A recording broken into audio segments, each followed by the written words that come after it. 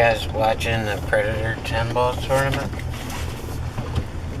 World Championship. Before the 10-ball tournament, they had a 9-ball tournament. You didn't have to qualify for the 9-ball, but you have to qualify for the 10-ball. So it's an odd situation because you have some notorious players that were playing in the 10-ball but aren't playing or were playing in the 9-ball but aren't playing in the 10-ball. And then you have the opposite too. I should have just kept going with that thought. You have other players that are playing in the 10-ball that aren't playing in the 9-ball. And then you have other players who are just not there for either one of them. Totally absent is the elephant not in the room, Efren Reyes. And he was in town right before this event, or these two events. And he's playing good. He won the Junior Norris tournament in Texas. So why didn't he just hang around for a couple weeks? I don't know. Things that make you go, Justin Bergman is a no-show, completely no-show. Dennis Orkola, another, world beater, totally absent. There's a rumor about that, but I don't know. It's not confirmed, and I don't want to, I don't want to take part in spreading rumors. I got a little inside information, but it's, again, I don't know if it's true, so I'm not going to say it. Who else? Justin Hall played in the 10-ball, or the 9-ball, but I don't think he's playing in the 10-ball. So I take it that he didn't qualify. And he's one of those players who's really either on his game and just running rack after rack after rack, or just not playing very well at all. He's either hot or cold, but he's one of my favorite grinders. Donnie Mills also played. He's probably running with Justin Hall, Donnie Mills, because they're both from Florida. And I think he also played in the 9-ball, but he's not playing in the 10-ball. And then you have Earl arriving a bit late on the scenery and did not play in the 9-ball, but is playing in the 10-ball, and he qualified for the 10-ball. But I think anybody could get in the 9-ball tournament. So I don't know, it's probably something to do with road expenses, and staying in Vegas is not cheap, and it tends to get people in trouble. There could be, boatloads of reasons. Bustamante was there in the 9-ball, and he started out good, but I don't know what happened. He's not playing in the 10-ball, which is really kind of disappointing for me because, he's a little bit older. I think he's 56. He still plays great, so I wanted him to do it for the old guys. It's a great tournament. The 9-ball was great, and it looks like the 10-ball is going to be even better. It's live on YouTube. There's 8 matches every 2.5 hours. Table 1 is live streamed. We're getting about 4,000 viewers per match. I'm expecting about 25,000 live viewers during the finals. Jeremy Jones is commentating, and you can learn a lot if you listen closely and pay attention. He's very, very, very knowledgeable, and I'll tell you, without being a fortune teller and predicting what the player's going to do, which has always been internal to real pool players, will tell you why a player did what they did after this shot, which gives a brand new insight from a real professional player, which is kind of unique. There's a teacher inside Jeremy Jones, and so he's not just commentating, he's teaching too. And there's a fine line there. You have an audience who just picked up a cue last week, and you have audience members who've been playing for 40 years. So you don't want to insult the intelligence of the long-time players, but you want to keep the newbies on board too. That's an art, and most commentators cannot do it.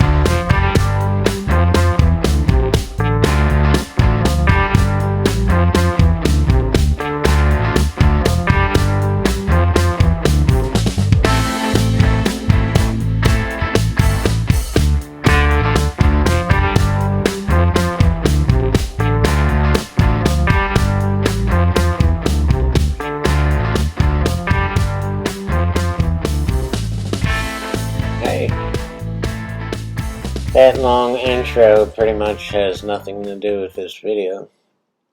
I just wanted to update the real players of YouTube on what's going on the international pool level. Give yourself a chance. Yeah, it's funny because I pretty much screwed up all my chances here on this rack.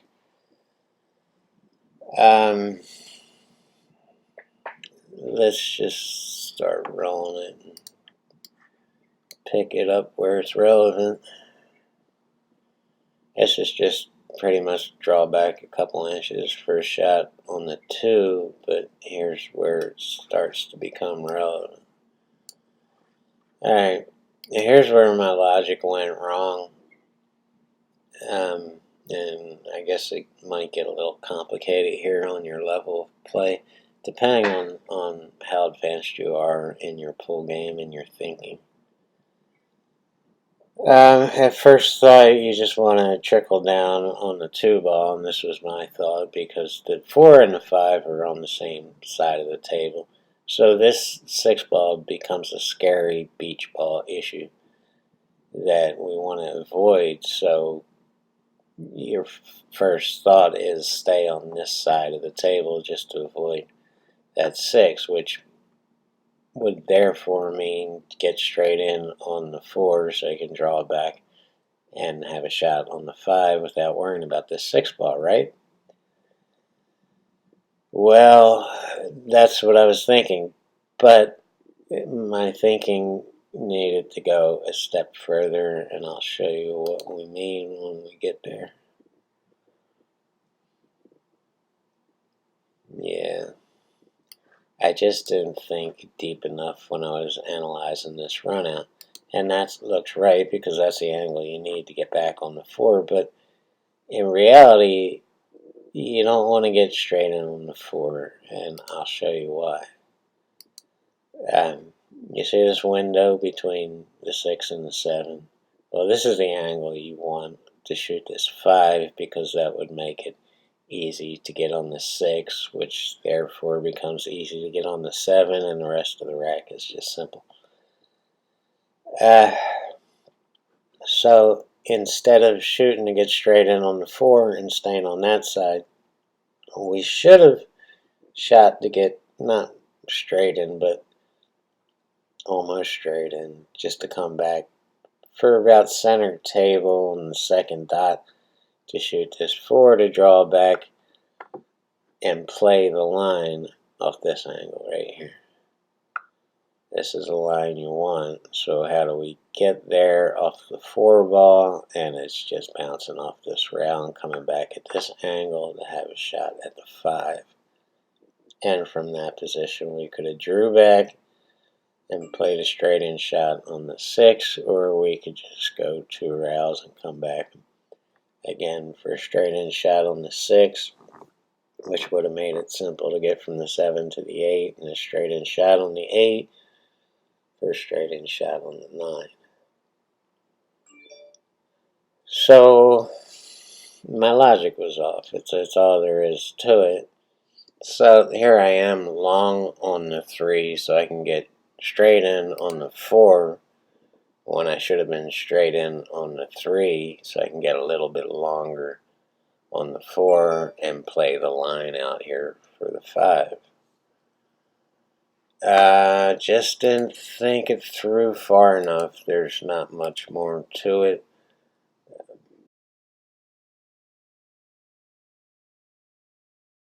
So I think I'm giving myself a chance. I'm actually I'm reducing my percentages of running this rack. It's true, you should give yourself a chance. So before shooting a shot and trying to gain perfect position, you should be weighing different issues in there. Like, well, if I keep this 5 ball simple, how hard is it to shoot the 6 and get on the 7? And is that more difficult than getting perfect on the 5 to gain position on the 6? So is the position to the 6, or from the 5 to the 6, more difficult than keeping it simple and just stopping it on the 5? And I do wind up with a very difficult tee shot on the 6. So now I have to get the rake out, and I'm realizing, I can tell by my mannerisms, that I screwed up there, and there's no way to get in this doorway now. So we have to draw with the rake, and I have to shoot it like a dart. And I'm not good with the rake, and I don't like shooting with the rake. The key is to press down on that rake and keep it as simple, as sturdy as your hand. So here I am with a long shot on the 6. Now I could bounce off this rail and come back, but chances are the shot on the 6 is going to be too difficult, especially factoring getting position on the 7.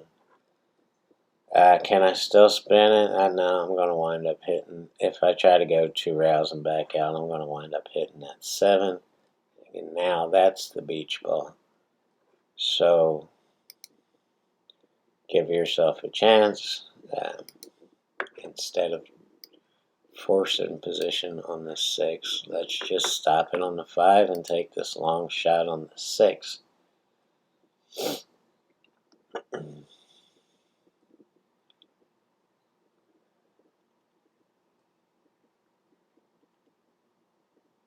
and it still wants to bounce further down the table. And yeah, now I'm shooting off the rail, a very long, almost straight in shot. So you don't forget to breathe.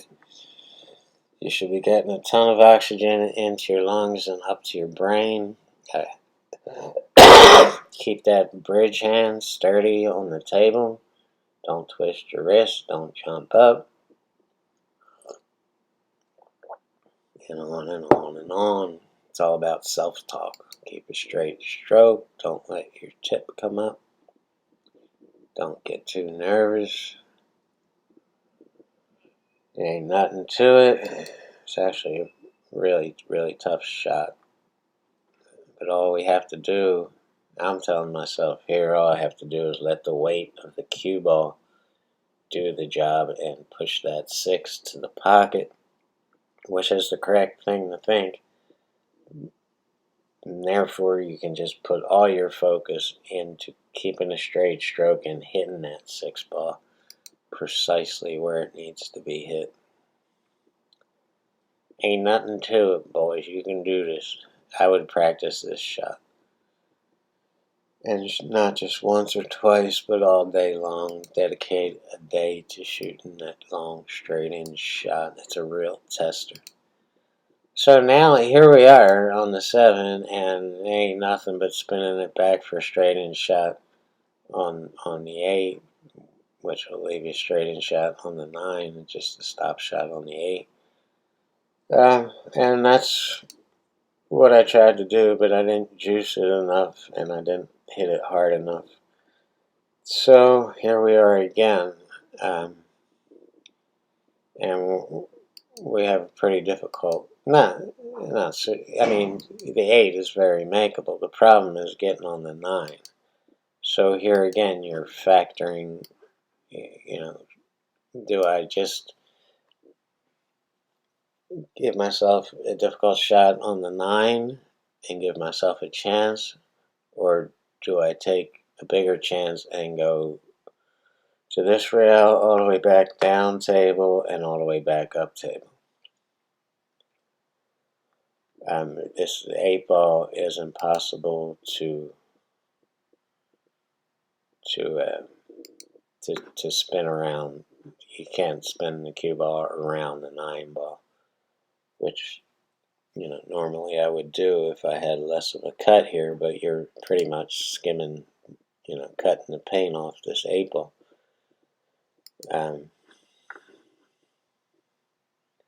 If you let up on this stroke, the best thing to do is go down to this rail and come out, but you're coming out on this angle here.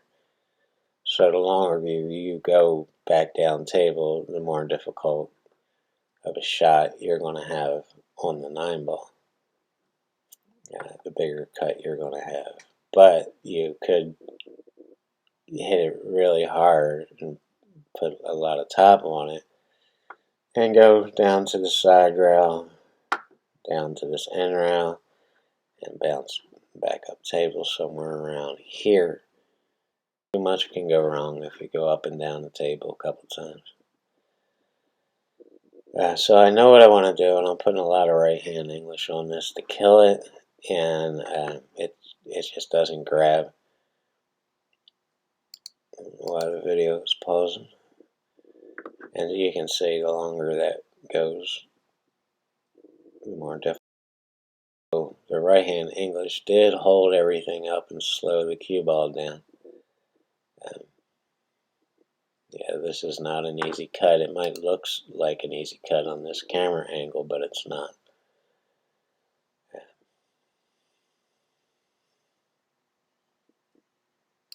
Not liking it. So yeah, I wound up putting a little bit of right-hand English on that, but you almost have to overcut it. And you do have to overcut it because the deflection from the right-hand English is going to deflect the cue ball a little to the left, which is going to make you're going to cut it too full, and it's going to go into this rail right here, and you're going to miss it. So you have to shoot it to overcut it, almost to miss it. It's dangerous. But I gave myself a chance to win a game. It was not a pretty game. It was not my best work. And I had to rely on my shot making abilities to win the game. But sometimes it's what you have to do. I almost didn't put this video on YouTube because it was so sloppy. But it really just came down to 2 or 3 balls that I got out of line on, and I just got, I just played bad position on. My bad. Hey, tune into that tournament. It's World 10 Ball. World10ball.com. So, yeah, 10 is the number 10. Yeah, support pool, man. If you're a pool player, no matter what level, tune in. You can delete the chat because sometimes the chat gets trolly and obnoxious and embarrassing, actually. There's a lot of trolls that like to come by and just say horrible things about the players, and you can remove that and just open it up full screen if you're on a home PC, and that remove the chat, or there's a little button you can click that just gets the chat out of the scene so you can focus on the game. Unfortunately, we have a lot of trolls in pool because everybody, I'm not going to get into that subject. Just ignore the trolls. The best thing to do with them is ignore them. And they tend to go away because they're there just to get attention. So you don't give them any attention, and they're not getting what they want, and they go elsewhere, back to Facebook or wherever they came from. Anyway, peace, everybody. Thank you for tuning in. I know this video was kind of all over the place, but it is what